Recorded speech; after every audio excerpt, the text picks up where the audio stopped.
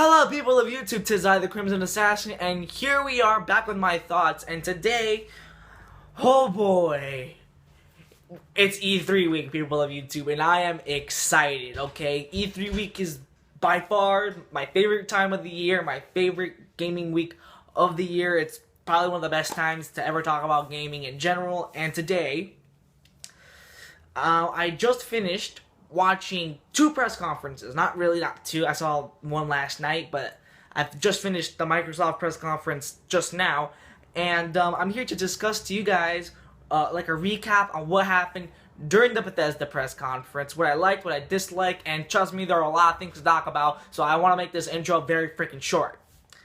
So of course, starting off with the Bethesda press conference, the creators of Bethesda comes out and they announced a new game called Quake. If you don't remember, Quake was like this old game from like the PC era, which is still to this day a competitive game, which I have no idea why. But now there's going to be a new Quake game that's going to be like PC exclusive, and it's called Quake Champions. And Quake is back, people. Quake is back, and it's going to run at a full 120 hertz, so that means that's going to be a full 120 frames per second, which means you know that this is PC exclusive, okay? There's no denying that. Quake has been PC only, and that's how it's always been. So, more than likely, it's not going to be for console, but it will be promoted at QuakeCon. There'll be more information about the new game, about Quake, and yeah. Elder Scrolls Legends! Whoop-de-fucking-do, it's a card game. It looks like Hearthstone. Yeah, it's basically, or not really, yeah, strategy card game, okay, with the freaking, not interested, okay, I mean, I was never interested in Hearthstone, I never was interested in, Elder Scrolls Legends, or whatever it's called.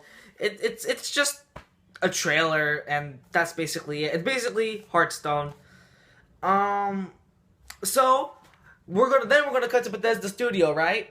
And they're gonna talk about Fallout 4. If you don't know, Fallout 4 last year was like the big hit, the big success of last year, with a lot of Game of the Year awards. And they added new things that's gonna be available for Fallout 4, and they go as follows: contraptions, where you can build your very own armor and very own hubs. It's basically you building stuff, and same thing with the next one, which is Vault Tech, where you can basically create your own vault. Okay, whoop-de-doo. But then they announced that like almost like an expansion / story DLC, hopefully going to be that, hopefully soon. They didn't announce that much later, but it's called Nuka World, and hopefully it's going to be this new DLC expansion for Fallout 4. We don't know. It looks interesting. I personally can't wait for that. Is it going to be like Far Harbor? Who knows? So yeah. So Fallout 4 stuff. Cool, great, we got info on that. Up next, people of YouTube, one of the biggest announcements in the Bethesda press conference: Skyrim Remastered for the PlayStation 4 and Xbox One. Wow, the Skyrim fans went freaking ballistic when they heard that news. Like, every Skyrim fan just at least shat their pants. My friends, who was watching the press conference live with me, he was shitting his pants. Like, oh my god, really, I can't wait. Holy crap, Skyrim Remastered. Hey, cool, Skyrim Remastered. Hey, I mean, I played Skyrim before, so I'm not really interested in buying the same game twice, but I played Skyrim. I love Skyrim. It's a fantastic game. And, yeah, so it's coming to Xbox One and PS4, hopefully coming soon. Can't wait.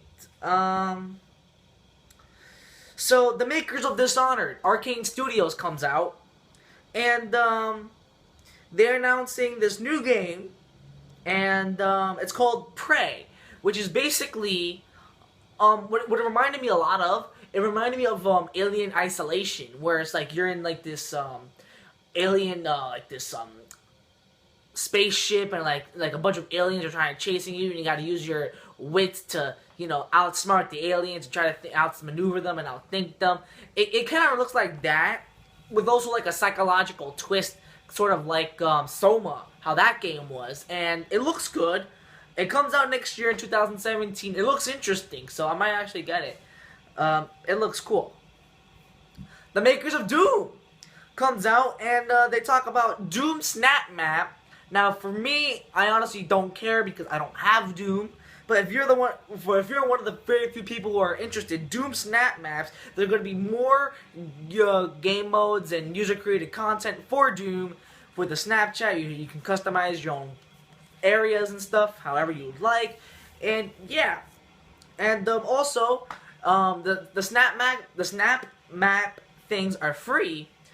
Also, with the release of a paid multiplayer expansion for Doom, it's coming later on, and it looks nice. You know, it's just another multiplayer map. I believe it's 3 maps, and they're huge, and yeah, and like later on, a couple new game modes along with it. So yeah, so if you like Doom, knock yourself out. Personally, I don't have Doom, so I can't really say. But if someone would like give me the game for free, I mean, I would not mind.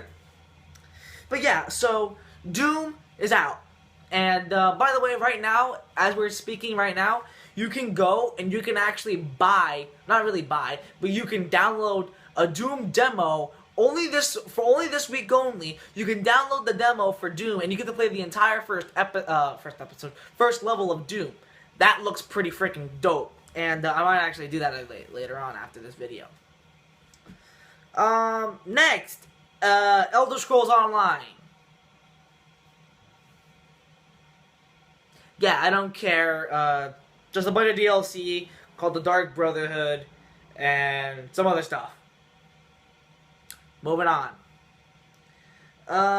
Okay, so now Bethesda VR. Okay, so Bethesda is doing their own thing with virtual reality, where now you could play Fallout 4 and Doom in a virtual reality thing, which is cool, funny, because during when they were announcing this, you see they cut these 2 people, and and they're in this room. And in the room, it has Fallout 4 and Doom virtual reality. All you see like these idiots with fucking HTC vibes on their head, and they're going with the controller. They look like, they're like this. They're just like, oh my god, oh, it looks so dope. And yeah. So Fallout 4 and Doom coming for the HTC Vive coming soon. What the fucking do? Cool, if you love Fallout 4 that much and Doom that much, and want to play a virtual reality and have an HTC Vive, go ahead, do it. I double dog dare ya. But I don't have that kind of money to afford an HTC Vive, and not only that, but I also don't have a PC to support said HTC Vive, so I can't get it either way. So yeah, that's all well and dandy. And now, for the big thing, the game that basically stole the entire Bethesda press conference, Dishonored 2. Now this is the game I'm excited for, because I loved Dishonored 1. I absolutely enjoyed it. It was a fantastic game, and sure, it didn't get that much praise, but I did find it to be a very enjoyable game, and definitely almost like a sleeper hit in my opinion. So now they're showing off Dishonored 2. It looks great, by the way, okay? And they're telling you like a lot of things. Like, they spent like 30 minutes discussing Dishonored 2. Like, wow, okay, this is the game that they've been hyped up. You can take control as 2 protagonists. The main character from the last game, Corvo, is going to be back. Also, you're going to take control as Emily, who was the princess that you rescued in the last game. And so you get to control as 2 main protagonists. And now, each character are gonna have their own unique abilities with their own unique ways of doing things. If you played Dishonored 1, you're gonna be more familiar with Corvo, so if you want to play as Corvo. Personally, I'm gonna play as Emily when I get the game, because I already played Dishonored 1. I know what Corvo does, so yeah. And besides from that, like they even tell you how the story goes, like that they were about to honor Emily's mother's death, because you remember in the first Dishonored game, Corvo was framed for killing Emily's mother, who was the queen of Dunwall, and now Corvo went out and got revenge on the people who framed him for doing that. So oh, and by the way, both Corvo who was once the silent protagonist, will now have full voice acting, which is nice. And yeah, so they're just showing you a lot of things about Dishonored 2 on how there's going to be vertical jumps, so there's going to be more rooftop-like areas, there's going to be more ways to assassinate people, there's going to be diverse paths where you can go one way or the other. The game looks very open world, it looks great, it looks dope. I cannot wait for Dishonored 2. And, yeah, so, like, during this one mission, they were, like, in this, almost like an empty museum. And Emily had, like, this clock. And in the clock, it had, like, a picture of the past. And once every time Emily presses the clock, she goes from the past to the future. And then whatever she had to do, I mean, it looked like a unique gameplay mechanic. And hopefully they implement it more throughout the game. And so that was during, like, this entire segment of Dishonored 2. Like, they were showing you a lot of fucking things about Dishonored 2. Not only that, but they were also showing you the different abilities that Emily can use. Like, what was really interesting, called Domino. And in Domino, which is basically, like, if you lock onto one target, and then, like, and you lock onto other two targets, and, like, if something happens to that one guy, it's gonna happen to all the other guys. Which looks pretty fucking dope. And listen, I'm excited for Dishonored 2. I really enjoyed Dishonored 1, and I cannot wait to hear about Dishonored 2. And, yeah, so it finally ends. They're discussing about Dishonored 2. It comes out November 11th, 2016. And if you pre-order the game right now, you can get a free copy of Dishonored, the Definitive Edition, for PlayStation 4 and Xbox One. And also, Collector's Edition for Dishonored 2, you get a Corvo mask, an Emily ring, and it costs like $200. Okay, great. So yeah, so I know I'm talking really fast. That's because through my time, I could only record up to a certain number of minutes, and if I go exceed that limit, the video takes forever to fucking upload. So that's why I kind of rushed through this. But we get to the portion where I liked and what I disliked. What I liked about the Bethesda press conference, Dishonored 2. Dishonored 2 looked fucking great. I cannot literally wait for Dishonored 2. And, oh my god, my dog. Hurry up, what do you want? Anyway, so Dishonored 2 looks fucking dope. I can't wait for Dishonored 2. And I'll do it live. Fuck it. Yeah. Other than that, oh, by the way, the world is called Karnaca. Say it with me. Karnaca. It's very fun to say. Karnaca. Karnaca. But yeah, it looks dope. The game looks great. They show a lot of gameplay of it. And I can't wait for Dishonored 2 coming November 11th. If I actually save my pennies right now, I can actually pre-order the game right now and get the definitive edition. Blah, blah, blah. Anyway, that's besides the point. By the way, it's only if you pre-order it digitally. So for the free copy of Dishonored 2. Yeah, besides that, the only real things that I'm actually interested related to Bethesda right now is the new DLC for Fallout 4, Dishonored 2, because and that's basically it. Oh, and Prey. Prey doesn't come out to 2017 though, so we don't get much info on that. But the game looked interesting. But other than that, nothing really much to say about the Bethesda press conference. Only that I really don't give a shit about Elder Scrolls Online or Elder Scrolls Legends. I really don't give a shit about that. But yeah, I don't care. I don't care about any of that. And that's kind of where we go to our negatives. I didn't care. Personally, me, I don't care about a shitty card game. I don't care about an MMO. That's very boring. Apparently, I read reviews on launch on Elder Scrolls Online. It was not good. It was not good. It was not good at all. And, Casper, what are you doing? Yeah, so that makes me even more not interested in the game.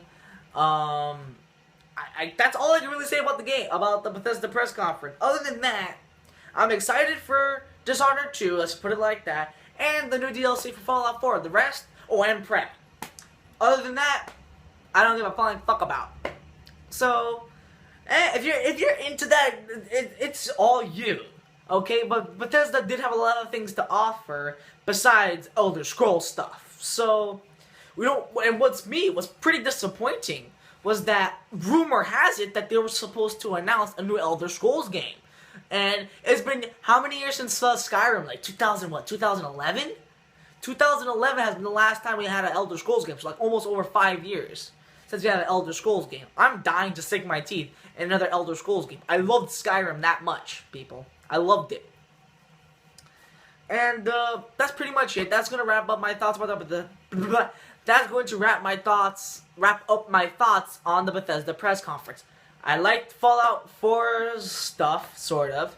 Mainly the Nuka world. Excited for Dishonored 2. And, yeah, that's pretty much it.